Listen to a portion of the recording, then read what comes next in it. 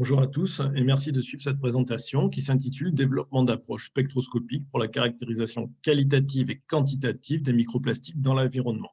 C'est une collaboration entre trois laboratoires, deux laboratoires de l'Université de Limoges, le laboratoire Pérenne et le laboratoire XLIM, ainsi qu'un laboratoire de l'Université Paris-Saclay, le laboratoire GEOPS. Le consortium actuel est nouveau dans le monde des microplastiques. Cependant, nous y allons de par nos compétences. En effet, une partie du consortium est spécialisée dans la caractérisation physico-chimique et minéralogique des sols et des eaux. Une autre partie plutôt sur les aspects méthodes vibrationnelles, comme le micro-Raman, le micro-CARS et le micro-FTIR.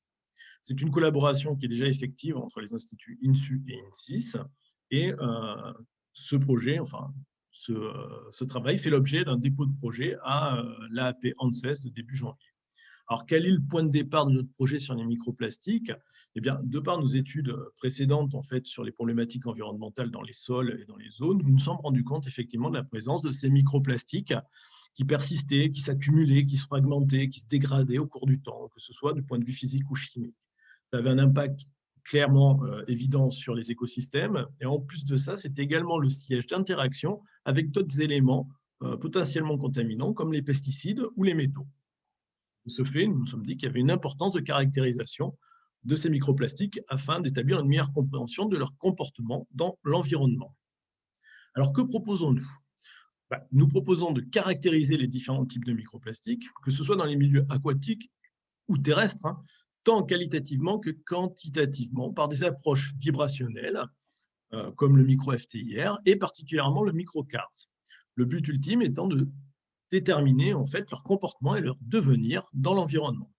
Alors pour cela, nous nous appuyons effectivement sur les techniques vibrationnelles, en particulier le développement de la microscopie spectroscopique CARS pour ces applications de microplastiques. En effet, cette méthode est très souvent citée dans la littérature, mais peu utilisée, alors qu'on connaît en fait ses spécificités.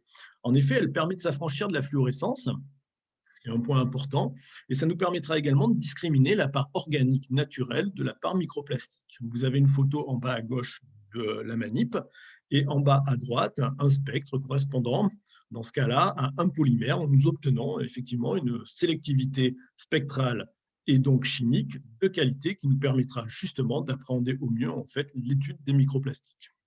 Que cherchons-nous par cet atelier? Le développement du réseau, bien évidemment, pour incrémenter notre approche intégrative multi-échelle, mais également de rechercher des partenaires dans un cadre interdisciplinaire. Je vous remercie, nous vous remercions, de nous avoir suivis.